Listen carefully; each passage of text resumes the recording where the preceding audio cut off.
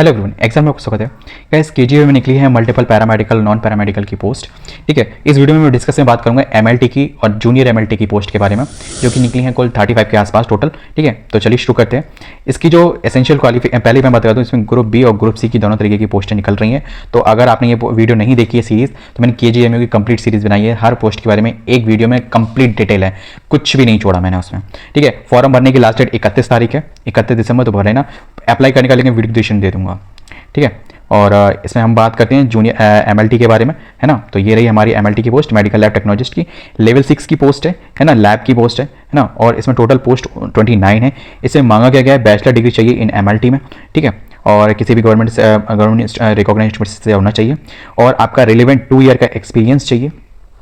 ठीक है, इन 100 bed of hospital में, है ना, मिनिमम है इतना। बात करते हैं इसमें आपकी दूसरी जो, एक सेकंड पहले इसमें कैटेगरी के हिसाब से बता दूं कि 14 पोस्ट जनरल के लिए, ईडब्ल्यूएस के लिए 2 हैं, ओबीसी के लिए 7 है और एससी के लिए 6 हैं। अब बात करते हैं जूनियर एमएलटी के लिए। तो जूनियर एमएलटी के लिए भी ये लेवल 5 की पोस्ट है। इसमें टोटल 7 पोस्ट निकली हुई हैं, जिसमें कि 5 जनरल के लिए, 1 ओबीसी के लिए और 1 एससी के लिए। ठीक है, अब जैसे कि इसमें मांगा क्या गया है, जैसे कि इसमें बैचलर डिग्री मांगी, इसमें 10+2 मांगा गया है पीसीबी के साथ। ठीक है, और 2 साल का आपका डिप्लोमा होना चाहिए, मतलब डिप्लोमा इन एमएलटी चाहिए। ठीक है, और 1 साल का 1 साल का एक्सपीरियंस चाहिए रिलेवेंट। ठीक है, इन 100 बेड के हॉस्पिटल में। तो डिपेंड अपॉन पोस्ट एमएलटी और जूनियर एमएलटी। तो लेवल 6 की पोस्ट है, ये लेवल 5 की पोस्ट है। तो अकॉर्डिंग टू दिस, थोड़ा जो आपकी क्वालिफिकेशन के अकॉर्डिंग ये मुझे अच्छा लगा कि मतलब अगर आपके पास ग्रेजुएशन है तो there is to be 1 level plus है आपका। ठीक है, वरना फार्मासिस्ट में तो ये चलता है कि सेम लेवल ही चलते रहते हैं। चलो ठीक है, ये अच्छी बात है। अब नेक्स्ट बात करते हैं फीस कितनी लगेगी। देखो, फीस आपकी लगेगी 2360 रुपये लगेगी जनरल और ओबीसी और ईडब्ल्यूएस के लिए, और एससी एसटी की लगेगी 1460, है ना। तो ये मत देखना, टोटल ये देखना। ठीक है, ये मत कहना भैया इसमें जीएसटी कैसा लग रहा है, जो लग रहा है तो सामने है। ठीक है, रिजर्वेशन कैटेगरी क्या रहेगा, देखो वो चीज़ आप ध्यान सुन लो। एससी हो, एसटी हो, ओबीसी हो या ईडब्ल्यूएस हो, चाहे हॉरिजॉन्टल रिजर्वेशन मतलब पीडब्ल्यूडी वगैरह और फीमेल ईमेल जो भी हैं सारी। ठीक है, सभी का जो डोमिसाइल ऑफ यूपी का, मतलब कैंडिडेट जो यूपी का होगा वही वैलिड, उसी का सर्टिफिकेट वैलिड माना जाएगा। बाकी अदर स्टेट का कोई भी सर्टिफिकेट माना नहीं जाएगा, चाहे वो सेंट्रल का लगा दे उससे कोई फर्क नहीं पड़ता, इनवैलिड हो जाएगा। ना फॉर्म भर जाए, पेपर दे दे, डीवी के टाइम रिजेक्ट कर दिया जाएगा।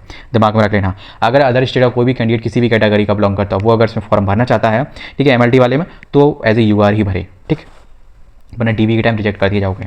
देखो, ईडब्ल्यूएस वालों के लिए स्पेशल गाइडलाइन है, वो दिमाग से सुन लेना। ईडब्ल्यूएस ओबीसी दोनों कैंडिडेट के लिए। ठीक है, आपका जो आपका सर्टिफिकेट होगा वो 24-25 वाला होगा और 23-24 फाइनेंस ईयर होगा जिसमें। ठीक है, और आपका जो सर्टिफिकेट है वो 1/4/2024, ठीक है, के बाद का इशू वाला होना चाहिए। ठीक है, और इससे पहले वाला मत रखना। नेक्स्ट, आपका जो हॉरिजॉन्टल रिजर्वेशन है वो कुछ इस हिसाब से है कि 4% है पीडब्ल्यूडी के लिए, 5% है एक्स सर्विसमैन के लिए, 2% फ्रीडम फाइटर के लिए और 20% है फीमेल जेंडर के लिए। ठीक है, नेक्स्ट बात करते हैं आपकी जो एज क्या है। एज है आपकी 1 जुलाई से कैलकुलेट होगी, मिनिमम 18, मैक्सिमम 40। एससी और एसटी और ओबीसी के लिए, इन तीनों के लिए 5 साल का। दिव्यांग और डिसेबल्ड के लिए 15 साल का, इसमें यूआर भी इंक्लूड है। ठीक है, 15 साल का रिजर्वेशन है। और स्क्रैप के लिए ये कंडीशन दी गई है। और परमानेंट एम्प्लॉय के लिए 3 साल जिन्होंने रेगुलर पोस्ट कर रखी है, परमानेंट गवर्नमेंट पोस्ट हो उनका, इसमें ठेका भर्ती और वो भी चीज़ वो इसमें नहीं लिखा है, परमानेंट गवर्नमेंट एम्प्लॉय लिखा है। ठीक है, अगर उन्होंने 3 साल काम रखा है तो उनको 5 साल का एज रिडक्शन मिल जाएगा। ठीक है, नेक्स्ट बात करते हैं, आपको फॉर्म भरते वक्त कुछ चीज़ों का पहले से तैयार करके रखनी चाहिए, वरना आप फॉर्म भरते ही रह जाओगे, फॉर्म ना भर पाएगा तारा। ठीक है, चेक दिमाग खोल के सुन लियो। ठीक है, 80 KB से कम की फाइल फोटो की हो। ठीक है, आपकी जो फोटो अपलोड करोगे, सिग्नेचर की भी 80 KB से कम की हो। ठीक है, ईमेल आईडी, मोबाइल नंबर, आधार कार्ड नंबर, ये तीनों अपने पास रख लेना फॉर्म भरने से पहले। और हाँ, ईमेल आईडी और मोबाइल नंबर वही भरना जिस पे आप मेल और मैसेज रिसीव कर सको और वो कंटिन्यूटी एक्टिव रहो। ठीक है, मेल आईडी एक बार चेक कर लेना भरने से पहले कि वो एक्टिव है या नहीं, क्योंकि जीमेल के कुछ गाइडलाइंस हैं। ठीक है, 1 साल के बाद अगर वो मेल आईडी आप यूज़ नहीं करते हो, that is to be company के मैसेज आ रहे हैं अमेजॉन वगैरह, उससे कोई मतलब नहीं था, आप उसको यूज़ कर रहे हो नहीं कर रहे हो, that is to be mandatory, वो वरना वहीं से बंद कर देते हैं उसको। तो जी देख लेना, मैसेज वगैरह आ गया, अभी नवंबर में ही आया था। देखो, दूसरी चीज़, स्कैंड इमेज, क्योंकि आपके जितने मेल्स होंगे ना, वो केजीएमयू डायरेक्ट आपको मेल्स के थ्रू ज़्यादा कांटेक्ट करेगा। कांटेक्ट के थ्रू केवल इतना कांटेक्ट नहीं करेगा, मोबाइल नंबर के थ्रू नहीं करेगा, मेल्स के थ्रू सबसे ज़्यादा कांटेक्ट करेगा। ठीक है, स्कैंड इमेज आपको किस किस की और रखनी है, मार्कशीट और सर्टिफिकेट की, किस किस की, 10th 12th। और दूसरा, ये तो मैंडेटरी है, डिप्लोमा या ग्रेजुएशन, इन दोनों में से जो भी आपकी पोस्ट के अकॉर्डिंग है, जैसे कि एमएलटी के लिए ग्रेजुएशन है और जूनियर एमएलटी के लिए डिप्लोमा है। ठीक है, तो उन दोनों में से जो आपकी पोस्ट के रिलेवेंट हो तो वो आपको भर देना। नेक्स्ट, आपका post graduation, it is depend upon your post, है ना।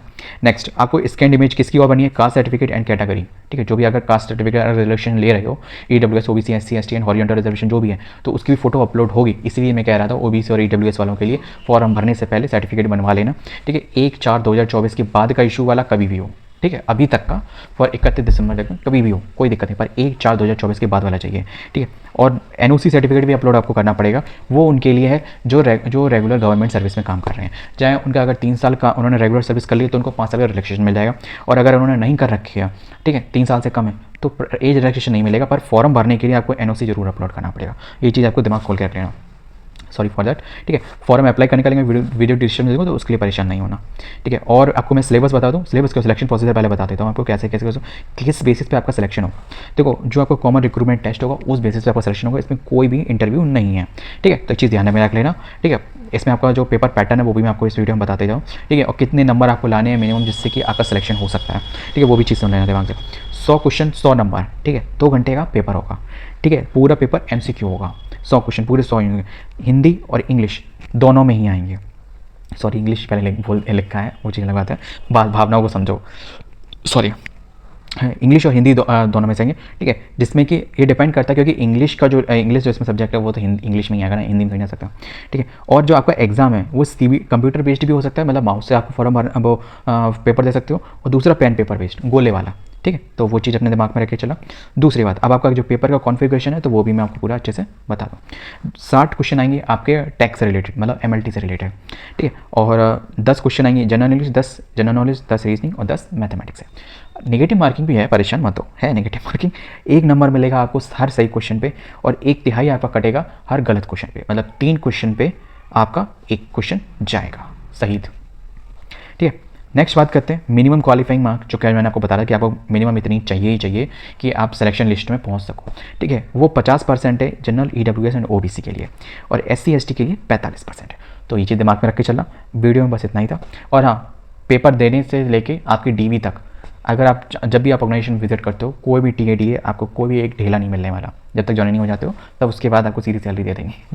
मिलते हैं नेक्स्ट वीडियो में किसी और इसके सिलेबस के साथ। जय हिंद। और हाँ, इसकी मल्टीपल पोस्ट जो और भी बची हुई हैं पैरामेडिकल की, वो मैं सभी डिस्कस कर जा रहा हूँ 1 to 1, ताकि ज़्यादा लेंथी ना हो और आपको एक अपनी पोस्ट के अकॉर्डिंग इन डेप्थ नॉलेज मिल पाए कि हमारी क्या पोस्ट है, क्या एलिजिबिलिटी है, कैसे क्या सब कुछ होने वाला है। मिलते हैं नेक्स्ट वीडियो में किसी और पोस्ट के साथ इसी की। जय हिंद। और इसका सिलेबस भी मैं जल्दी ही डिस्कस करूँगा, 1-2 दिन में कल अपलोड हो जाएगा पक्का।